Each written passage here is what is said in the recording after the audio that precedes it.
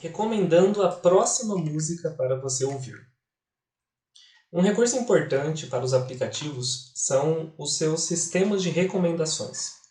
Então tem várias plataformas aí que a gente já conhece, como Spotify, YouTube, Netflix, ou de compras como Amazon, né, Submarino e por aí vai, que se eles não tivessem um sistema de indicação, de recomendação tão bom, eles não fariam sucesso.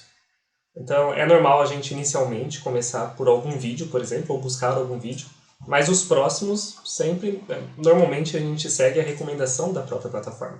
Mesma coisa para músicas, né? Quando a gente está criando nossas playlists, ou quando a gente está assistindo algo, ou quando a gente está comprando, né? A gente pesquisa algum item ou compra algum item, e aí a própria plataforma ali de venda sugere itens similares, né?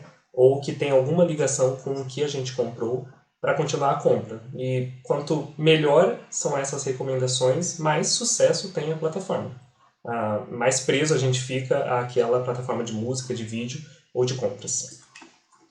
E é claro que para isso, para ter um bom sistema de recomendação, a gente pode estar utilizando aprendizado de máquina. Né? Então a gente já viu que é possível utilizar aprendizado supervisionado para realizar classificações, para a gente, baseado nas características de algum dado, a gente informar, o método informar qual classe representa aquele dado. Mas para o caso de recomendações, ficaria inviável utilizar essa abordagem porque há muitas combinações diferentes. Não teria como a gente criar uma classe para cada possível recomendação. Além das mudanças constantes, né, principalmente de comportamento, de regras, de características. Então, um aprendizado supervisionado seria bem difícil aplicar nesse caso. Então, assim, não é possível criar as classes necessárias para obter as respostas com que eu devo ouvir agora. Então, se eu ouço uma música, qual que eu devo ouvir agora? Isso não dá para transformar em alguma classe. Então, nesses casos, são utilizados aprendizados não supervisionados. Eles não utilizam classes, rótulos, labels como respostas, mas sim é descoberto o conhecimento por meio da relação entre os dados existentes. Então, como um exemplo, a gente pode pensar em grupos de dados. Se a gente consegue, baseado nas características desses dados, criar grupos que estão agrupando os dados de acordo com suas características, isso já é uma informação. A gente já vai estar vendo que um dado é similar ao outro e isso pode apresentar alguma informação importante dependendo da plataforma, do aplicativo que está sendo utilizado. Então, nesse sentido, músicas semelhantes estarão em um mesmo grupo. Então, temos um exemplo aqui, algumas músicas, né? Temos aí músicas do Guns, do AC/DC e por aí vai, que tem, de acordo com suas características, alguma semelhança. Então, por isso, eles estão agrupados ali entre si. Mas em comparação a uma outra música de outro gênero, como por exemplo a música do Gustavo Lima, a gente sabe claramente que eles não fazem parte do mesmo grupo, eles não têm o mesmo gênero. Uma pessoa que acabou de ouvir uma música do AC/DC, provavelmente ela vai querer ouvir uma música do Guns do que a música Bloqueado do Gustavo Lima. E isso vai novamente naquele sentido de fazer boas sugestões de acordo com aquele momento. Então não estamos baseados nesse método aqui dizendo que uma pessoa que gosta de AC/DC não vai gostar de Gustavo Lima. Mas naquele momento que ele ouviu aquela música ou que está criando uma playlist com aquela música, uma sugestão que tem a maior chance de sucesso da pessoa realmente aceitar aquela sugestão pode se basear nesse grupo que foi criado baseado nas características da música. Mas como saber se uma música é semelhante à outra? Verificando a similaridade entre os objetos. Então vamos pensar a música, ou vídeo, ou qualquer outra coisa que a gente esteja comparando como objetos, que tem as suas características e a gente tem que dizer se um objeto é similar a outro. Tá? E isso não é uma tarefa fácil, principalmente para objetos complexos. Então, se a gente for pensar em dados simples, tá? Como letras, números, palavras, já há uma ordem pré-estabelecida. Tá? Então, se a gente vê o número menos 2, a gente sabe que ele está perto do menos 1, que ele está perto do zero. E que ele está a uma distância ainda maior de 200, de 1000 ou de menos 1 milhão. Tá? Porque já há uma ordem pré-estabelecida. A mesma coisa para letras. A gente sabe que o H está perto do I, do J, mais longe que o O, que o T e por aí vai. Tá? Então tudo isso facilita a gente dizer se um número, letra ou um dado simples como esse é similar ou não. Mas como dizer se um número está, uma música está similar à outra? A gente vai ver a duração dela? A gente vai ordenar por título de maneira alfabética? Nenhum dessas características em si, que a gente poderia estar colocando alguma ordem, traria a informação se determinada música é similar à outra. Então é necessário uma maneira de medir a similaridade entre os dados, mesmo que eles sejam complexos como músicas. Tá? Então o primeiro passo seria a gente obter as principais características desses objetos. Características estas que realmente representam se uma música pode ser similar a outra ou não. Tá? E depois aplicar o que a gente chama de função de distância, que vai utilizar dessas características para retornar um valor e esse valor representar se aquele objeto é similar ou quão similar é uma determinada música em relação a outra.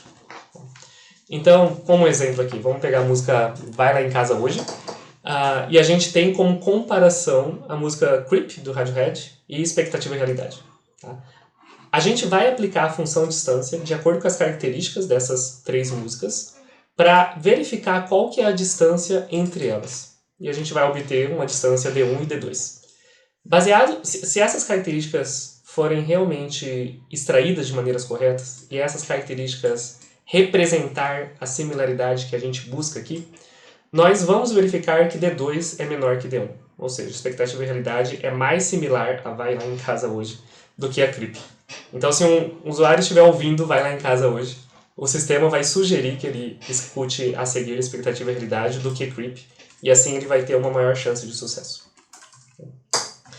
E é claro que essa característica depende do objeto que está sendo analisado. Então, para músicas, é claro que eu não sou especificamente dessa área, tá? Então talvez não esteja com as informações mais corretas aqui, mas eu imagino que teríamos as características de baixo nível, como pitch, tom, tempo, timbre, tá? E baseado nessas características, a gente poderia obter características de alto nível, como gênero, subgênero, ritmo, melodia, e tudo isso a gente poderia estar utilizando de alguma forma para comparar esses objetos que no nosso caso são músicas. Tá?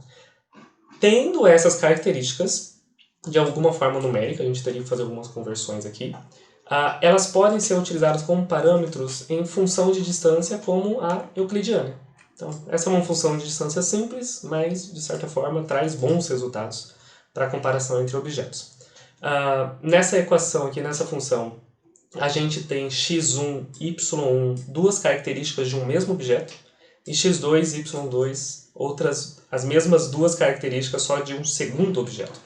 E jogando nessa equação, a gente vai ter como resultado um valor que quanto mais próximo de zero, significa que mais similar são os objetos que estão sendo comparados.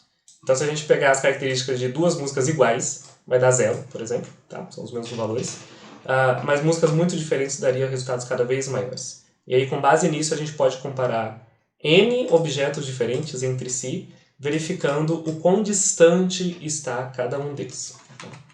E com isso a gente pode ter um resultado como esse, tá? Em que aqui está agrupado praticamente com gêneros semelhantes, né? Então lá AC/DC, Aerosmith, Queen, etc. estariam no mesmo grupo. Em outro grupo estaria talvez Anitta, Isa e por aí vai. E em outro, Henrique e Juliano, Zé Neto Cristiano e assim por diante. Se a gente passar para o método que existe aqui três grupos diferentes, que ele deveria agrupar essas músicas em três clusters, três grupos diferentes, ele poderia gerar mais ou menos esse resultado. Okay? E o que a gente faz com esses clusters? Primeiramente, a gente tem que montá-los, a gente tem que descobrir eles de alguma maneira. E para isso a gente vai utilizar algum algoritmo, algum método de aprendizado não supervisionado que vai ser utilizado aquelas características disponíveis que foram extraídas desses objetos, mais alguma função de distância escolhida para gerar esses clusters. E um segundo ponto importante é que o número dos clusters importa. Tá? Então, aqui a gente passou, existem três clusters, três grupos. Tá? Se eu passasse um número maior de clusters, seria exigido um maior grupo, um maior grau de semelhança entre os objetos para estarem em um mesmo grupo. Então ele seria muito específico. Da mesma forma, se eu passar um número menor de clusters, poderia acontecer de que duas músicas que não são tão semelhantes estariam em um mesmo grupo. Eles seriam um cluster mais genérico. Tá? Existem todos outros métodos para descobrir qual seria o melhor número de grupos, né, a ser considerado ali, alguns testes a serem feitos, mas isso já é outro conteúdo. Tá? Se você souber a priori quantos grupos existem, não sei, talvez você possa contar quantos gêneros existem, ou de alguma outra forma, isso facilita para o método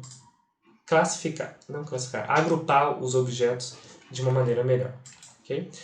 E aí, depois que a gente tem esses clusters montados, é necessário ir numa etapa de tomada de decisão. Então, só escolher aleatoriamente uma música de um mesmo cluster, às vezes não é suficiente. Então, se o usuário ouviu sem filtro, o mais indicado é a gente sugerir uma música do mesmo grupo. Ok, isso é claro. Mas se você quer ser ainda melhor, você pode levar em consideração outros dados. Tá? Então, que músicas que ele ouviu e não gostou? Será que tem alguma daquelas ali? Talvez a gente não deva indicar a música que ele não gostou e nem as músicas próximas a essa, por mais que pertençam ao mesmo grupo. Tá? Quais são as músicas mais tocadas, mais ouvidas do momento? Talvez isso possa influenciar na indicação também. Ou levar em consideração as músicas mais ouvidas dos seus amigos ali da plataforma. Tá? Ou quais artistas estão em alta. E talvez, por mais